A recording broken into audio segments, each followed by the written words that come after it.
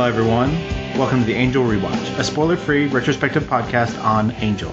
I'm William, and welcome to the part 2 of That Vision Thing, Your Feedback. All right, so you ready to move on to feedback? Yeah, which we have a lot of, so. Sweet. So first up we have Robin, and he says, sorry I've been quiet, not a lot to add to your Season 2 coverage. Season 3 is throwing out a lot of plot threads with Fred, Holtz, Darla, and now this guy they swapped Cordelia for. I thought her acting was really solid here with the raspy voice. So thank you, Robin. Mm-hmm. I don't. We already talked about the raspy voice. Yeah, we did, which I like. I mean, I don't know. We did. I think we briefly touched on it, but I think the reason the Cordelia story works so well is because of her acting. Right. Like, she definitely really sold it, and even though, like, a lot of her choices can be over the top, mm-hmm. like with her writhing in pain and shaking and seizuring, mm-hmm. She can even sell things with just being really subtle and quiet. I thought worked really well. Like that contrast. Well, the contrast between when she first gets the claw marks and then when they're in the bedroom and she tells Angel that she's trying to be brave but she can't anymore. Right. She's scared all the time. Right, and that line is so hard to deliver. Like, you hear that line a lot in television. Yeah. So that scene could have come across very cliched, but I thought they really sold it. So, I mean, yeah, the way her voice shakes, you actually believe that she is scared. Right. I mean, it's one thing to say that she's scared and actually show us that she is. Right. Yeah, I definitely agree. I will probably have more to say on that later. Okay. What does that mean? Anyway, so moving on. We have Joseph next, who said, for some reason, this season has been looking better to me than Season 2. I wonder if they're doing something new. I had to think about it for a while, but Angel's actions in this episode are really consistent with his epiphany. He doesn't have his eye on some grand strategic goal, so he's willing to make his choice to do what he sees right in the moment, even if that results in freeing someone who's apparently bad enough for the powers to see fit to torture him. Also, I don't think he planned to kill Brain Guy. He was acting in the moment, and when he saw that Lila made the mistake of bringing Brain Guy to the meeting instead of just calling him on the phone telling him to kill Cordy, Angel took his chance and killed him. And while Angel could have killed Lila too, at that point it wasn't really necessary to protect Cordelia, so I suppose it wasn't the good thing to do in the moment. After all, if he kills Lila, Wolfram might have to replace her with someone more competent. Speaking of Lila, this is a mixed bag for her. She did successfully free Burning Man, but if she had kept Brain Guy someplace safe and just called him during the exchange, she would have still had a hold on Angel. Evil Six Flag Guy is probably going to bring that up at her next evaluation.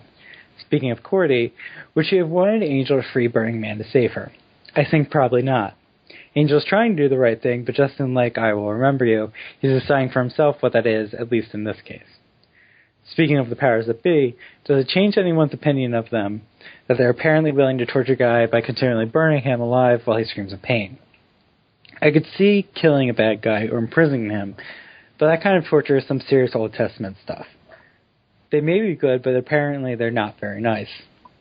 Speaking of Wesley, I like his Season 3 hair. Speaking of Gunn, where was he in this episode, I honestly can't remember. So thank you, Joseph. Gunn gets to flirt with Fred. They've been forking. Yeah. They've been forking, and he's walking beautiful ladies home. I do like that line, but Fred's not a child. Right. She went missing when she was 18. I think she should know what forking could mean. Yeah, but it is priceless to see Angel's reaction. I mean, it works because she sells it.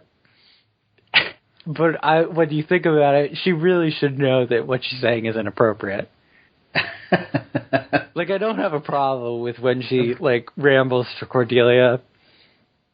Because that's just, like, she's kind of out of it. But that's too naive for someone who went missing when they were 18 and had to suffer. It's not like she regrets to be a child. Right, but I mean, she is very scatterbrained. Like, she just says whatever just like pops into her mind at that second. Yeah. So I don't have I don't too much of an issue. I don't really have but the fact of an issue now. Like if she would have reacted immediately afterwards, like didn't mean to say it that way. I don't know. No, she just doesn't seem to know what she said. Right. And there is a childlike quality to her, but I think that's part of. I mean, it's the fact that Handsome Man saves me from the monsters. Is that it's kind of a storybook thing where Angel saved her, and now she's like attached to him, like some kind of father/princely figure. Right. But I don't think that she's that naive. Anyway, that's not really what Joseph's comment is about. No, it's not. That's the only Gunn really contributed. Yeah, I mean he drove the car. That's something I recognize. He drove the Angel Mobile. Anyway, so and also on hair. Here's what I'm going to bring up. We're just going on like the really. Okay, so the one thing I remember about season 3 is the hairstyles, and might be a little bit of spoiler, whatever. And we'll talk about this convention panel thing before, but I saw a convention later.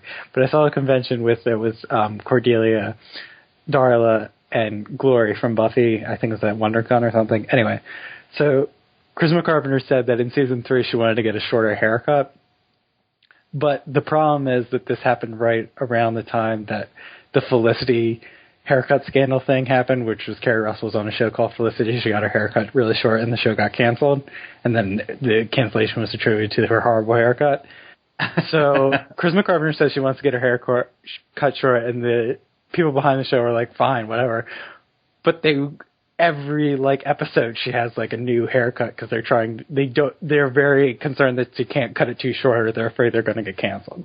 So it's something to keep notice of how Cordelia's hair keeps on changing. Well, I will definitely keep my eye for that. That's season 3 sticks out in my memory as the season of haircuts because Wesley has new hair, Cordelia has new hair like every few episodes. Lila has a new haircut. Angel's hair seems slightly shorter, right? I don't know. It looks the same to me all the time. But anyway, moving on. I don't want to talk about the difference between season 2 and season 3 quite yet, because that's going to come up later. Okay. But I do want to talk about the powers that be burning a guy for eternity, or for however long this has been. Because I feel like that is pretty unlikely. I've always felt that the powers that be are not necessarily nice people or forces. Right. But they said they align with the forces of good or whatever. I think I do think they're kind of ultimate. I mean, Old Testament, ultimate justice sort of figures. Right. Where they're aligned for good, but if you cross them, then they will destroy you. I mean, look at who they've chosen as their champion. I don't think that Angel can get pretty violent. Right, like we saw in this episode, that there is still darkness in him. The fact that he just randomly kills a guy. And is Calpin human or is he a demon? I assume his exposed brain means that he's not human. Right, but that doesn't necessarily mean he's not.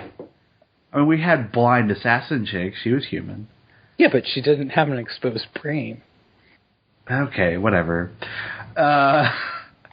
But yeah, the fact that Powers selected Angel and the demon Skip doesn't necessarily he seems like a nice guy, but we don't know anything. Well, he tells Angel him that they're on the same side. Right, but he is responsible for torturing the guy and keeping him silent while he's screaming in pain. Which, I have a question. He commutes. And the guy's kept there because of his will. How? Is he locked up in that dimension and then Skip goes home and he can't get out? Or is it only when he shows up he just decides to set him on fire? I think I'm not sure. It doesn't does make he have sense to, because does he have to concentrate the entire time? Yeah. Because that seemed to be the point of the fight. Like, he lost his concentration when he knocks knocked him out. unconscious. So does he never sleep? Exactly. Maybe he doesn't sleep. It doesn't make a whole lot of sense for that joke. He's a demon and he doesn't sleep. I don't know. Whatever. It's a funny line. I don't care.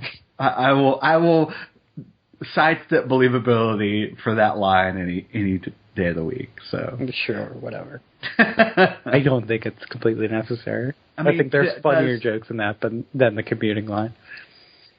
Does the fact that the powers are like torturing this guy, like, does that change your opinion on the powers? No, because I've always felt that they are Old Testament gods. I don't think they're nice people or forces or powers.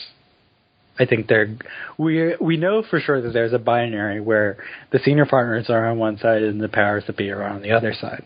And then everyone else is literally in the middle. I don't think anyone on the show at this point is truly good or truly evil. I think they're all somewhere in the gray. Yeah, that's very interesting. But we haven't seen the powers be that involved before. You know what I mean? They're not. That's what I. Yeah, that's what I. Like they seem very hands off.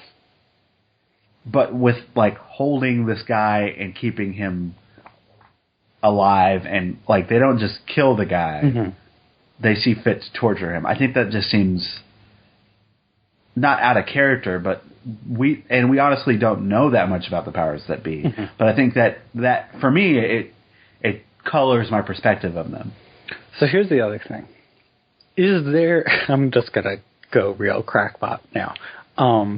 So we know there's powers that be, and we know there's the senior partners. To going back to Epiphany, Angel is not invited into Kate's apartment. Yet he's allowed in. Do the powers that be allow him in there, or is there some kind of other force? See, I don't know. I don't think it's ever going to be answered, but... I don't think so either. And then part of me thinks... The powers that be brought Angel back, correct? See, they never even addressed that either. So, there could be 3 supernatural, omnipresent forces. Sure, but... Or who's to say that someone evil didn't bring that is Angel back? Point. Because whenever he got brought back from on the show Buffy, mm-hmm. in amends he went on this tirade about when he's first brought back for evil. When he's first brought back, he's very animalistic, right? And then Buffy brings him back by the force of her love, because of course she does, but because they're divas. And then in amends she brings him back because they're divas. But yeah, that is, well, yes. There's also the first evil in amends who doesn't seem who claims that responsibility for bringing him back. Mm-hmm. So he thinks that he's supposed to be here for evil. Yeah. But then at the end of that, Buffy says that that the first evil could have been lying. Yes. Like you just. I mean, it's supposed to be purposely ambiguous. Right. So they've kept this kind of ambiguity going on. Well, maybe. And the fact that the powers that be are very ambiguous. Okay. And the senior partners of Wolfram and Hart are really ambiguous as well. Like we just have these earthly representations. We are told that they are the manifestations of evil. And I don't. Maybe there's a connection between the senior partners and the first evil, but maybe there's not. Maybe there is just 2 forces, and then everyone else is in the middle, and there's different factions between the 2 forces of good and evil, and everyone else is just their playthings. I mean, maybe. The other thing is, looking back at the Holland speech in the elevator, the way he addresses evil in the world as it has always been there, mm-hmm. and that Wolfram and Hart is less interested in being these forces of evil and more just interested in power. I think that's very interesting as well. how hands on are the powers that be and the senior partners really going to be on the global scale kind of thing? Well, the powers that be don't seem very hands on. I think the senior partners, for whatever reason, there seems to be more communication going on to the upper echelons of Wolfram Hart and the senior partners than there is between the powers that be and Angel. And I guess, well, they're communicating through Cordelia. Really, they should just bring Lauren back and try to do what Fred did again. The only reason it works this time is because it's Cal Penn and it's a closer frequency. Which actually I really do like that Fred actually shows some real purpose on being around besides just being insane and funny. That she can actually really contribute something to the group. Right. Did her coming up with the idea, is it that necessary? Like, yes, they give her, like, scientific justifications, like if everything's energy, but they could easily have reworded that and it been Wesley. Yes, but I do like that Fred gets to do it. No, I'm glad that Fred gets to do it. I like the mixing of science and magic. Okay. I don't know if that'll be consistently used with Fred in the future, but I do like, because she's not, from what I know of physics, which is nothing, I don't think what she's saying fits with our knowledge of physics that everything is energy, or one theory. Right. So, well, I mean, I'm glad she got to do something. I don't know if it necessarily, like, sold her position in the group. You know what I mean? Well, I think if Wesley does that, then that is more magic. I read it in the book once. Sure. Where she's coming up with this because of what she knows about science. And if we're going forward, if we use her knowledge of science, because I don't think Wesley knows much about science. I think he knows about magic. Sure. Okay, anyway. Yeah, I mean, I hope they can necessitate the need for her. Because I don't want it to feel too bloated. Like, we already have Gunn, who did nothing in this episode. You know, He drove the car and had some wisecracks. He reacted to things again and did nothing on his own. Like, if you don't show me a permit, I'm going to start exterminating my damn self. Wasn't that the line? That sounds like a God line, even if it wasn't. I mean, it sounds like something he would say. They just had, or Grandma and Grandpa got game. Yeah, again. Sounds like a gun line. Also, Grandma and Grandpa, they don't kill them. They don't? No, because Wesley says, let's get out of here before Grandma and Grandpa, or maybe Gunn says it, before they come to. Okay, I thought they killed them. I wrote it down. It's very convenient that because I remember them. Well, because I remember in the end that Wesley tells Angel that they weren't evil, and what Angel thinks they should have lapels, which I do think is a funny line, but I thought they were dead. I think Angel totally killed Boiled Demon Guy, though.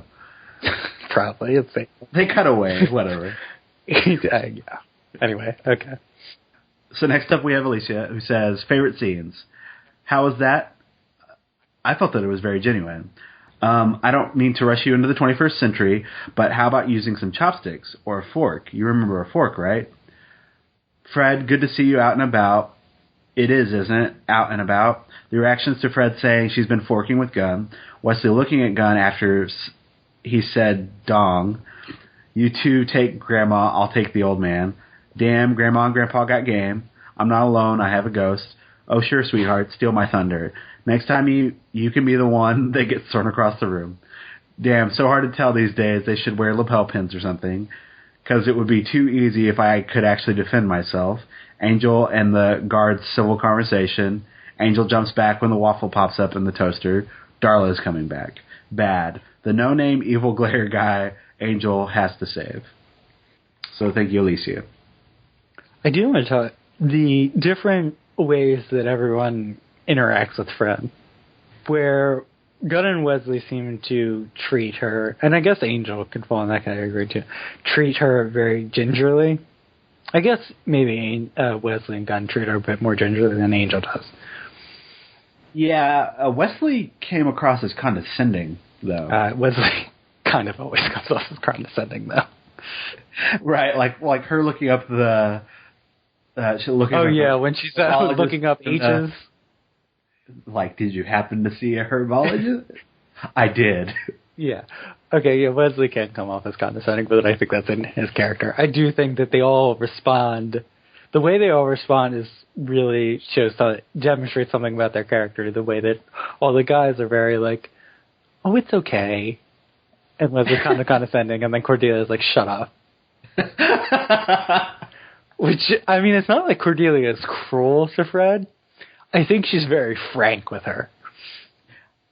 No, but I think Fred's kind of an annoyance. Yeah, I mean, the fact that the other thing is, imagine you're Cordelia at that moment. You have gaping wounds on your stomach and back. You probably have a headache, and Fred is rambling on and calls you Lassie. I don't think you want to be around her. No, it brought out the old high school Cordelia, which was still pretty funny. And even before that, when she's on edge because everyone's walking, Cordelia hates when anybody walks eggshells around her. Sure. And everyone kind of is, because she hasn't had a vision yet, and they're just waiting for her to collapse. And then everyone, I mean, I think she wants to goad Fred into acting like a normal human being. Like, I don't feel that she's mean to Fred. I think she speaks to Fred the way that she probably wants other people to. That's just how Cordelia talks to people. She's very blunt, and she wants people to talk bluntly to her, so she'll talk bluntly to other people. There's some like extra, there's nothing like cruel, but there is more annoyance there than the rest of the group, and I think it's just acknowledging the fact that the rest of the group is kind of catering towards Fred. Yeah, I think that also bothered. I don't think Cordelia likes. I think it might be a female thing that she doesn't like. Not that she's like jealous of Fred. I don't think she likes when the guys walk gingerly around other female girls. I just don't think that Cordelia gets annoyed by that. Right. Like, I think she just wants people to talk to her like she's a human being. Mm-hmm. Yeah, I mean... I do think that part of the reason that all the guys are so nice to her is that she's attractive and she's weak. I mean, Gunn says that there's nothing wrong with walking on a beautiful night with a pretty girl. Right. I do think there is some element of that they all are kind of attracted on to her at some level, and I think part of that is because she is so innocent. Right. Well, I mean, definitely got that from Wesley and Gunn. Mm-hmm. I don't think, maybe not. Angel definitely doesn't. But he still treats her kiddish. Well, there's weird things going on. I mean, not weird, but Fred definitely has a bit of a crush on Angel. Right. And it's kind of like a little girl crush. Like she like jumps at the opportunity. Yeah, she wants to do something for him. And also she wants Cordelia to have a vision so she can tell her where Angel is. In the beginning of the episode. Yeah. And in the Cordelia-Fred scene, Fred is very focused on what Angel said and how Cordelia relates to Angel. Right. And I do think it goes back to her hero worship of him, that he rode him like a prince and saved her from the monsters. Right. Never mind the fact that he turned into some green, ugly thing. Yeah, well, she was okay with that, too. I do think she has a bit of an unhealthy crush that needs to be addressed at some point. Yeah. But I do think it works right now for where she is. Yeah, I mean, so far, they haven't done anything to really change the status quo. And, well, it's only been two episodes that she's been back. Right, since we've actually... And before that, she was huddled in that apartment, apparently getting tacos delivered for like 3 months. She's shown actually enormous progress, honestly. That she's out in the lobby and goes to Cordelia's condo in a week. Right. I mean, I hope that... It just seems like they take their time in developing her. I mean, I think they're on a good So the fact that she has come out of the room and she's going to different places, and she's contributed. Yeah, I think she is. They're still acknowledging that what happened to her was serious, but they're moving on a pace where it doesn't feel repetitive. Even if, honestly, Fred should probably take Fred like a year to go somewhere else besides Hyperion. Well, let's hope not. Yeah, but I'm just saying, realistically, if she was this level of disturbed, it's probably going to take her longer than a week to go to somebody else's house that she doesn't really know. Right. And I think she drives, too, which is... I don't think Cordelia drives. I think they said Fred takes her there, so... Anyway. Maybe she got a cab.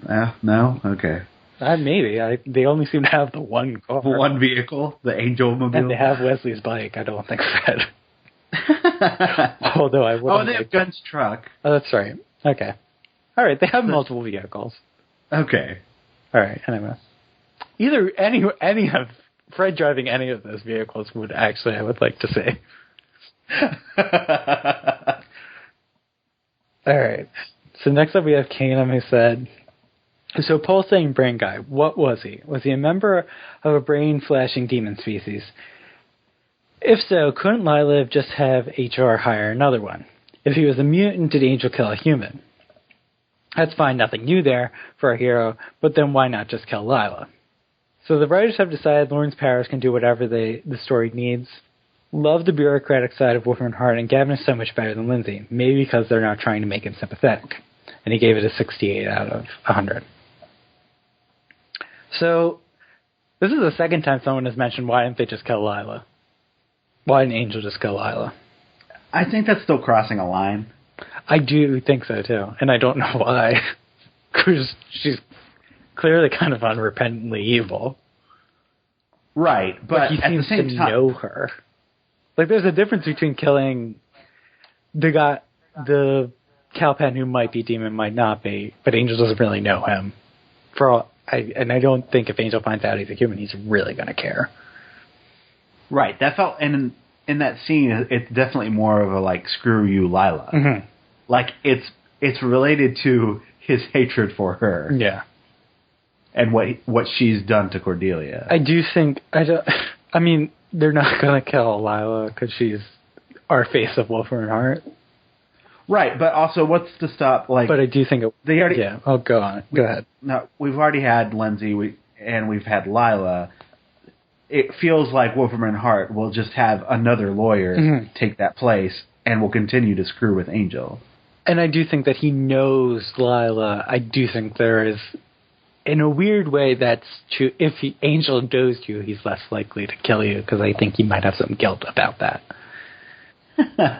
Well, he comes off very Angelus-like. Like, the fact that at the end of the episode, like, that darkness seeps out because of... Well, I think it seeps out. You've messed with my friend.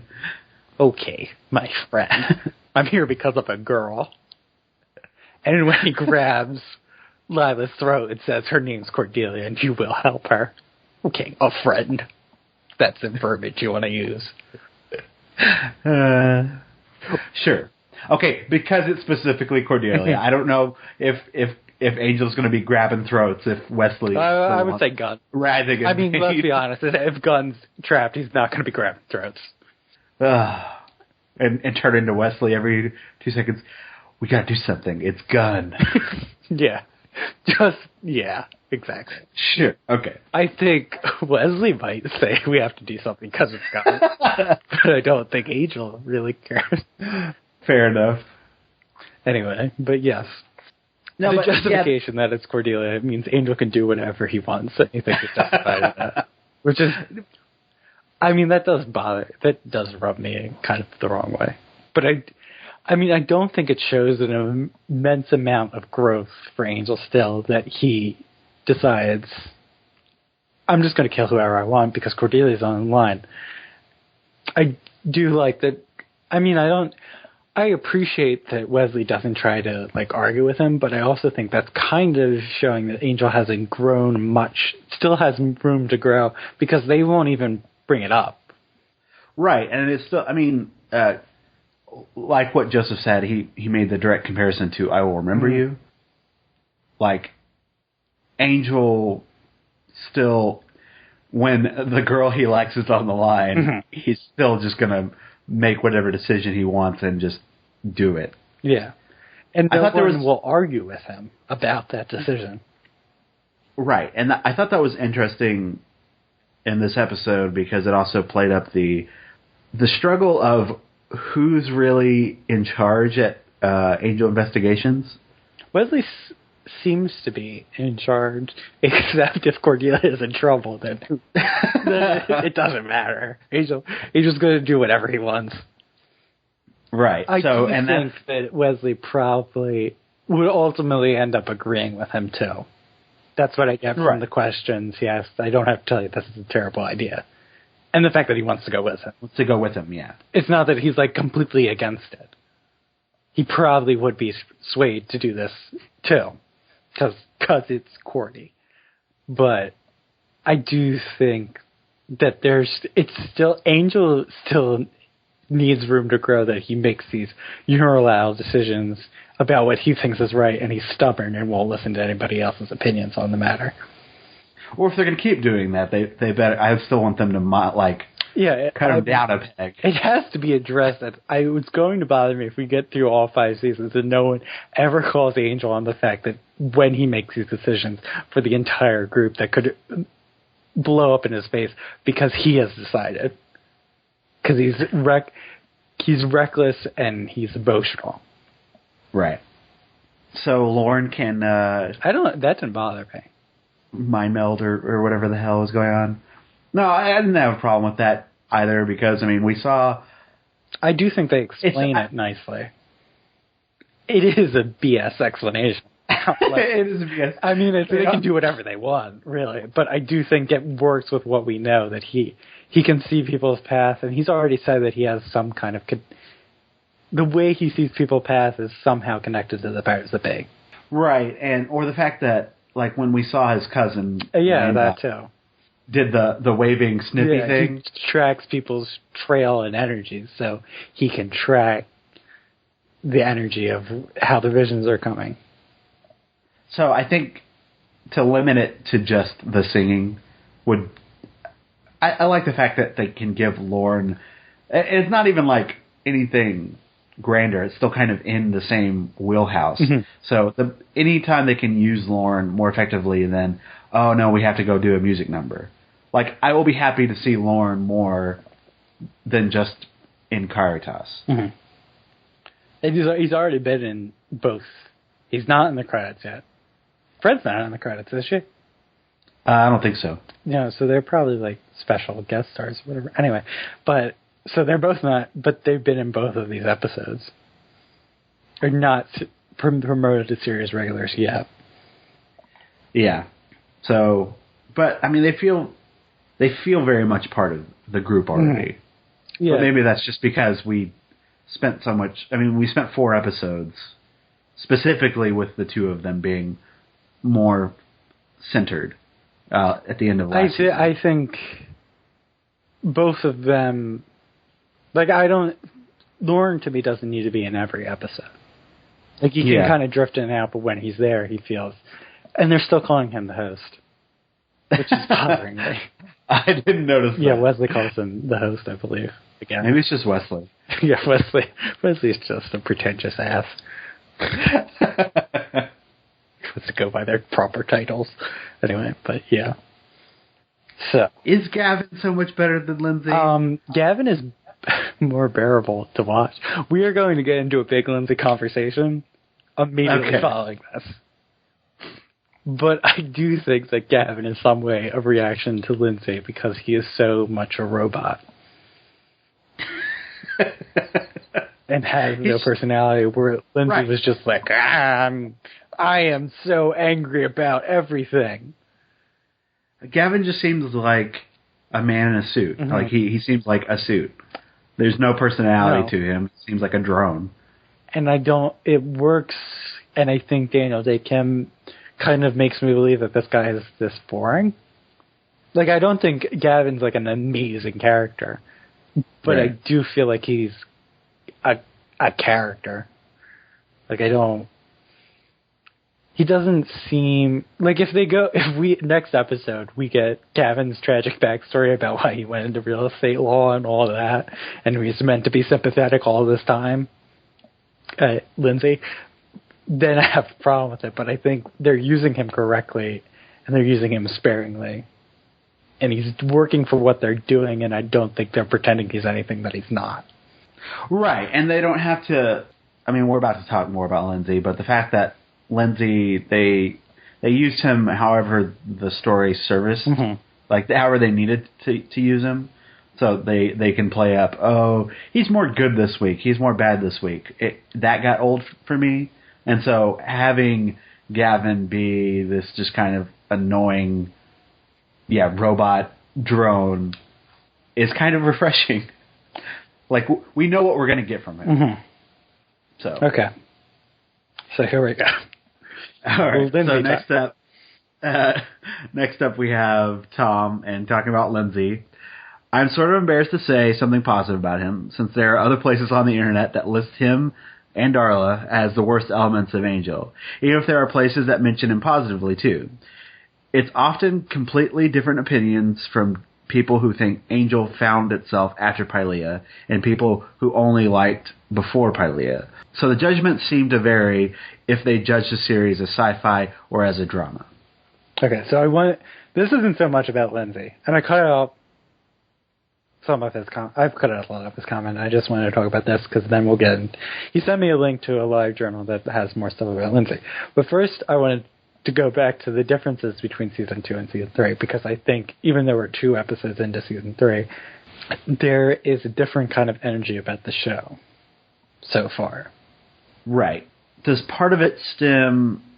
Well, obviously the direction of the show changed greatly from a case-to-the-week basis to season 2 being this more season-long arc about dealing with Angel's depression. And the part I believe I cut this out of the long live journal. I'm not going to post the live journal because it goes through all 5 seasons and spoilers abound. But the thing that Tom seems to agree with, and this live journal seemed to put forward, is that seasons 1 and 2 are very grounded in reality. And season 3 is much more of a sci-fi fantasy kind of more fun show. And I'm not sure I necessarily agree with that. I mean, there's that. It's hard to judge at this point. And it's going from Pylea to season 3, which I guess we could talk about that more. 4 episodes, kind of like 6, where it's very kind of fantasy, sci-fi, genre-based. Right. Which I don't think that necessarily holds. I think it's been a gradual change. Because, well, the other thing is that some of those early season 1 episodes are... The problem I have with season 1 is that it thinks it's a noir when it's not. I think they're trying to go for a noir tone, and they're failing at it. And I don't see any noir elements of season 1 besides he's a lonely private dick, and it's dark. But that's not... Noir is not... Noir is dark because they're usually black and white, and that's kind of the visual aesthetic. But Angel doesn't seem noir visually. It's just everything is dark, and it doesn't have a specific kind of visual aesthetic to it. Besides everything, there's no light around. Right. It doesn't look like a noir. Besides the fact that there are both a lot of shadows. There's a specific visual style that noir has that Angel doesn't seem to have. Just composition of shots and things that just doesn't seem to be there, besides the fact that he walks out of the shadows a lot. Right, and they definitely tried to go for that in season 1, but as we move into season 2 and towards the end of season 2, there has been this greater sense of world building, and we got introduced elements like Caritas with the host and elements like that, so that now that the show feels fully formed and it's going in a more specific direction, I feel like it's not necessarily redefined itself, but it has definitely moved more in this direction of this sci-fi fantasy drama, or it gets to play up drama. Yeah, more than a drama. Okay, like here's how it gets to play. Go ahead, finish. I'm sorry. It gets to just play on all those elements, but the fact that it has its own kind of history now. Mm-hmm. Okay, here's how I feel. That I feel like they're trying to make it more grounded, and I don't think they were comfortable doing that. I do like genre stuff, but I do think that I would be more drawn to what, and probably why I didn't reacted so strongly to season 1 when it was, just season 1 in general, and season 2 when I felt it was bad, is because I don't think they were doing a good job. I do think the Angel depression storyline works very well, and I do think that season 2 kind of acts as a transition between season 1 and season 3 so far. Because if we go back to Joseph's comment saying that Angel seems to be acting on his epiphany now, you need season 2 and how... season 2 was dour and had a weight with purpose. Season 1 is dour and it's just dour. Right. Like, there's no reason for it to be there other than they thought it was cool. Well, season 1 was trying to paint LA in this really dark light, and here's all the terrible things that are happening underneath the surface. And he's the one man who can stop it. Yeah, the guy that is in the darkness, whatever. Exactly. I just, it's not that I prefer one genre over the other. I probably prefer the drama over the genre stuff. I just don't think they did it well, and I don't think they were comfortable doing it. Right. I think they're much more comfortable making it more of a fantasy show now and making it funner and still having... Because you can still... If season 3 gets really dark... The thing that worked about season 2 was when it got dark, it had a weight and it had a reason to be there. They can still do that, and I hope they do at some point, whether it's for an episode or when they need to pull on it because of who Angel is as a character. You can bring him down, and you can make the episode feel very serious. Right, and part of the problems with season 1 is they had to assert themselves and assert these characters, and it didn't necessarily fit because we didn't necessarily know the world that we were stepping into, and even though these characters had come from a previous show on Buffy, they felt completely, well, not completely different, but they felt different than they had been on that show. Mm-hmm. Like Angel's representation on the show is very different because we're actually getting to know him as opposed to, oh, he's just Buffy's boyfriend. Or the fact that Cordelia, her fall from grace or whatever from her high school years, like she is a different character. I think that, like you said, if the drama elements could have still worked if they had been done well, but part of the thing that just works for me is that by establishing the world that we're in now, that's what's selling it for me. Mm-hmm. Like it feels lived in now. There seems to be a confidence in the writing that I don't feel was there in season 1. Yeah, and there's just even though it's sci-fi goofiness, like we had Brain Guy in this episode, there's still a believability to the actions of our characters, and so that's all that needs to happen for me to get on board. Yeah. So I don't know. Okay. So speaking of Lindsay, we're going to get into Lindsay. We're going to use that as a transition.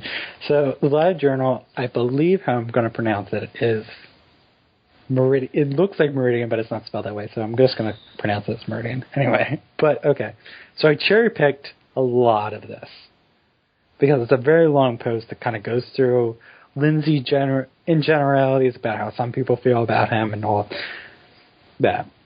And also, I do want to, we didn't talk about it in Tom's comment, but I don't want anyone to ever feel like guilty about, because obviously we don't like Lindsay. We've made that abundantly clear. Sure. But I don't want anyone to not disagree with us because it's not, they don't feel it's a forum to do that. Right. I don't, you're not going to convince me that you're going to have some amazing opinion on Lindsay and I'm going to think he's the best character in the world. But I would like to know why you think that.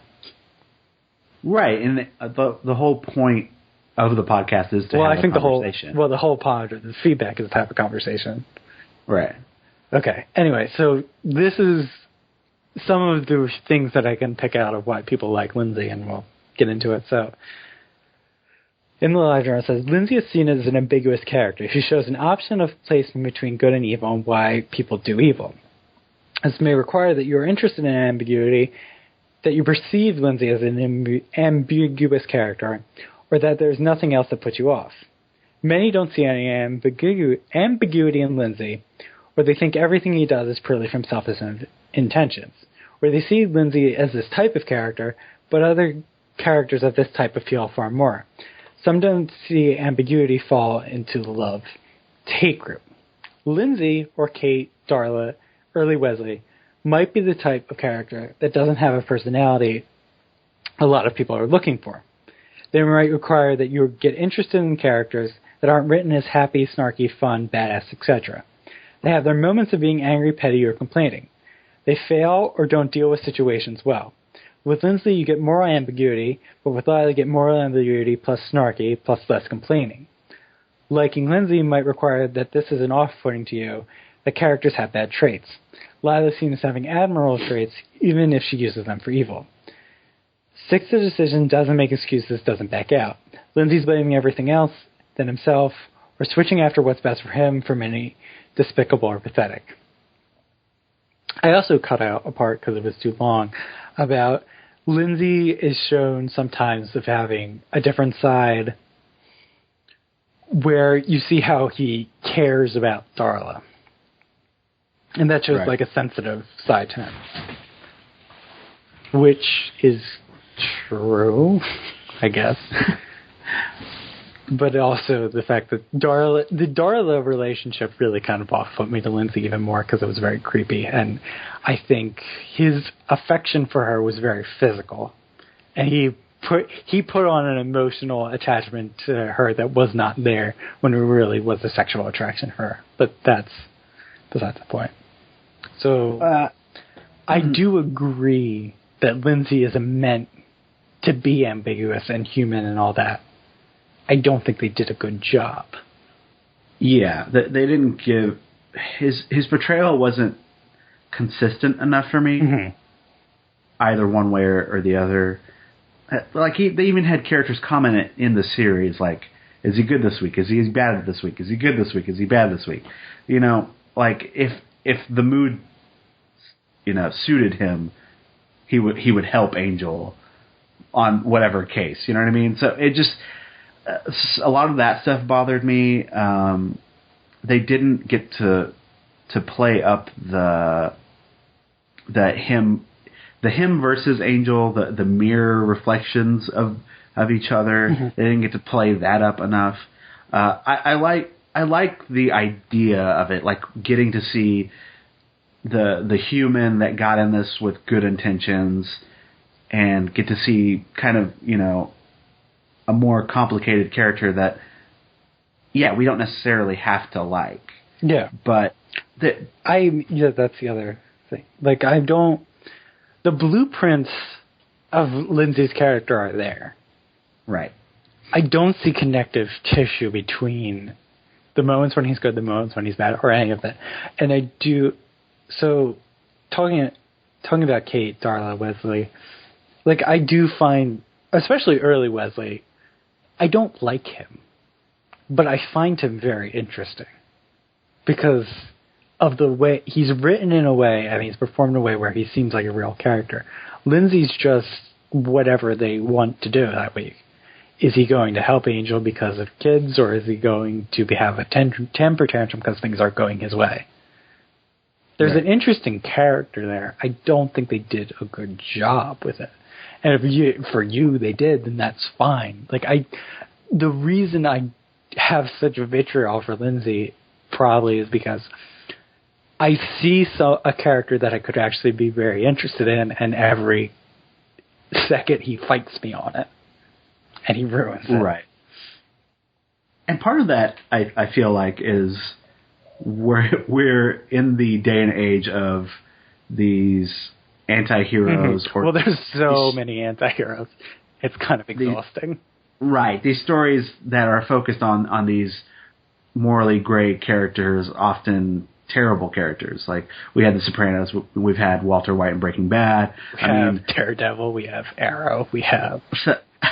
like, you can't turn without seeing a television show about an angry white dude who has moral ambiguity. Right. So, it's maybe it's unfair to compare Lindsay to these other characters. No, I don't think it's unfair. It's just how I respond to him, because I don't think he's I've seen him done so much better. Right. Or this archetype. Mm-hmm. And Angel is done so much better than Lindsay, and they're kind of the same person. Right, just on different sides of the coin. Which I thought they could have played up better. But. And, well, the other thing is Angel acts out, but in a different way. Like, Angel's way of acting out is going off to punch people in the face and save the day without consulting anybody, doing something heroic. And Lindsay's way of acting out is to whine and stomp his feet. See, and I don't even feel like my dislike for the character doesn't even get to fall into the I love to hate him. No, that's, you know what I mean? Like, that kind of love to hate, interesting, but I don't really like him, is kind of where Wesley was. And then, to begin with, I do think that they've kind of pulled back on that, Wesley's pretentious side. But to begin with, he was not a likable person. He treated Gunn kind of terribly. He kind of does it still, like we talked about. He was condescending with Fred, and it's still in him. And I'm not sure how I as much as I don't know anything about Gunn, I feel like I do like him more as a person than I like Wesley at this moment. Right. Well, we've seen him do likable things. But I do think that I'm not going to say that Gunn is a better character than Wesley, because Gunn doesn't do much so far. Right. I liked the comment in this live journal about comparing Lindsay to Lila. Mm-hmm. Because Lila gets to be fun. Lila gets to be jokey. Lila gets to be snarky. Right. And there's something to that. Yeah. But the thing is, getting Lila in this episode, like, we were able to relate to her confidence issues, I guess. I don't know. I still don't think we were supposed to feel it. Maybe we were. But I don't feel like we were supposed to think that Lindsay was sympathetic. Like, we're not supposed to empathize with him. We're supposed to understand him. And I think I don't empathize with Lila. I don't think she's a good person. I don't think we're supposed to like her. But I understand why she's at Wolfram Hart and why she's doing what she's doing. Because she was told, when we first met her, she told Angel that she's there because she likes power and she likes to be in control. And she doesn't necessarily see if what she's doing herself is bad. It's all in the eye of evil, is all in the eye of the beholder. And she does her, and it doesn't matter what anybody else thinks. But now we think that that's more, we see more and more that that's more just an act that she's putting on. That she's really not as confident as she's portraying. Right. Where I still really don't know what Lindsay's motivation for being in Wolfram Hart was, other than he used to be poor and now he gets to get a lot of money. Right. And they never really developed it any further than that. Mm-hmm. The things that I had issues, like what you were saying about, but they did try to make him sympathetic at some points, which bothered me. Like, especially that you think about the scene where he's looking at the mailman that's like all cut up, and the guy's saying, "Kill me," or whatever. Well, yeah, in Dead End, they definitely just decide all of a sudden that Lindsay's like our favorite character. And it's just, it's bizarre to me, mm-hmm. that I think back to which is why an element where he was explaining his past to Angel, mm-hmm. And the one where they save the kids with the blind assassin. And Angel doesn't care. Right. And I don't think that we're really supposed to care. which I do think maybe might have been damaging to his character, because we present why he's this way, and they're like, well, we don't care about that. Shut up. We don't like you. And then we're just supposed to spend more time with him where he's doing weird things. Like, okay, so when he decided, because to me, they never really, like, I'm inferring all the things that he feels about Darla, because they never really explain it. Right. And I'm not saying that they need to spell it out in, like, really in-your-face terms, but I do think there needs to be a little bit more of a hint about why he's attracted to her. And the only thing that I can pull from it is that she is attractive, and he physically desires her, and then he builds it up as an emotional connection, which I think could be the story, but someone else could come with an equally valid theory from what was presented on screen. Right. It's left ambiguous. And I think there's too much ambiguity at times with Lindsay. Yeah, I agree. Like, they don't develop his character. Mm-hmm.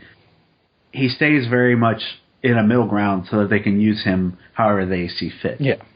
And the most interesting for me, the character, the most interesting he was ever was in season 1 when he was actually getting to do lawyer stuff, or in season 2 with this fascination with Darla and getting to stare death in the face, his own mortality in the face, and him not caring. Mm-hmm. Like that there was something very interesting to that, but they never got to really follow up on it. Mm-hmm. I think, he wasn't handled properly, or in a way that made me enjoy the character. And I think you're right. There is something to our main character saying, I don't care. Like, if they would have had, like, if he's not supposed to be sympathetic and we're supposed to just understand him, like him when he first was going to leave Wolfram and Hart and then got the promotion instead. Yeah. There's an element of Lindsay that is so, like, what's the male equivalent of a Mary Sue? I forget, there's a name for it. But that's what he is. That he's just, like, such a special little snowflake. That we're told he's so amazing, but I don't buy it. Like, nothing is presented to me. Like, Wolfram and Hart see him as the golden boy, but why? Right. We didn't get to see him. Okay. or I need to finish my thought of, if whenever he came back and got the raise, if they would have had a scene between Angel and Doyle or Angel and Cordelia where Angel states, like, he understands, if he doesn't like it, he understands why he's doing these actions. Yeah. Then maybe we can relate to him in that way, right? But we don't. It's just like Angel finds out and he's just like, all right, whatever. Right, exactly. He just blows it off. Like, Angel doesn't care, so why should I care? And Wolfram and Hart sees Lindsay as this golden child. I think it would have helped if we had more lawyering. Yeah, because he when we see him in the courtroom, he is very good. Yeah, he's confident. But those moments are so few and far between that you forget that he's actually a very good lawyer, and all you see is when he does things irrationally and works with Angel, and no one ever calls him on it, or he's so obsessed with Darla and he's been hiding her in the apartment, but still we're going to offer you the job, Lindsay, because Lila, she's a real nutcase. Women, right? There's no, like, I don't know why he was so more special than Lila. Besides the fact that we've never seen Lila in a courtroom. Right. Lila could be a terrible lawyer, and we would have no idea. And we did see that he was good in the courtroom, but I really think there's maybe like 2, maybe 3 times where we see him in front of a judge and a jury pleading his case. Right. And I don't think that we need it to be like a procedural thing where we go see Lindsay doing it. If there was like a whole episode, like all I really probably needed was like one episode where we saw what made him special and we understood him more. Right. And even if he's not supposed to be sympathetic, or even if we're not even supposed to understand him, and if he's supposed to be this just representation of the worst parts of humanity, they still need to do that better. They need to show us. Yeah. Like otherwise it just comes across like it did. I mean, for I guess us, it's just him whining. Yeah. I mean, I do see now how someone could look at Lindsay and think they got all they needed. For us, I don't think we nearly got what we needed from him. Right, we wanted more. Yeah. Because right now, I'm getting what I need from Lila, and it's very simple. And I think they may have bitten off more than they can chew with Lindsay, and they just tried so much. I feel like they tried so much with Lindsay that the only way they could have made it work if he just became the main character. See, for me... Because he has this Darla thing, he has this... Or if he was, like, the second lead. Like, if he wasn't a reoccurring bad guy. Because so much of what makes him work is if you pair him against Angel. And he wasn't present enough to do that. Yeah, I agree with that. I think the one of the issues I had is, when they weren't consistent, but they also, like, dropped threads with him. That's what I mean, that they tried so much that with the amount that Lindsay is going to appear, you can't do that in the time and make it work successfully for me. Or it's very hard to do. Or just pick a story and go with it. Like all we have with Lila is that she has a confidence issue. Right, and that's working. Like they even if it didn't work with Lindsay, like even if they decided a thread and kept pushing that thread and kept pushing it, and it would at least go to a point. He kept going in these different directions for me, and then they were like, "Oh, this isn't working. Let's try this. Oh, this isn't working. Let's try this." Like, and ultimately, I feel like that's why he got written off the show. But if they would have been just actually tried, I don't know. Well, I do think they were trying. I think they tried so hard that they just ended up failing. See, for me, it didn't feel like they tried hard enough. They just needed to stick with their guns and nail down who this character is. Even if he's complicated, you can still do that. But he still needs a consistency to his character, which I feel like we're getting with Lila. Because Lila, so far, I mean, they can add new dimensions to her, but I feel like they're pretty close to nailing that the way she acts is an act. Right. And we can add another dimension to that later, but with Lindsay, I don't think they ever nailed one thing and stuck with it so they could move on to other things. Like they definitely didn't land with he was a poor country boy and he's moved to the big city, because that's introduced and Angel tells him and us like, no, I don't care about that. Shut up. No one. Right. And then and as he left, we touched back on that. So I guess that was supposed to be his through line, but it only came up when it was convenient to bring it up. Right. All right. So again, another long conversation about Lindsay. Right. God. All right, and if you'd like to leave us some feedback, you can do so by commenting on the post at theangelrewatch.wordpress.com. Or you can send an email to angelrewatch@gmail.com. Or you can call our voicemail number at 206-203-3276. Or you can go to Tumblr, which is angelrewatch.tumblr.com, to see all the reviews archived there and the guests of whatever episode we're watching. We're available on YouTube, iTunes, and Stitcher. While you're there, leave us a review. It really helps promote the show.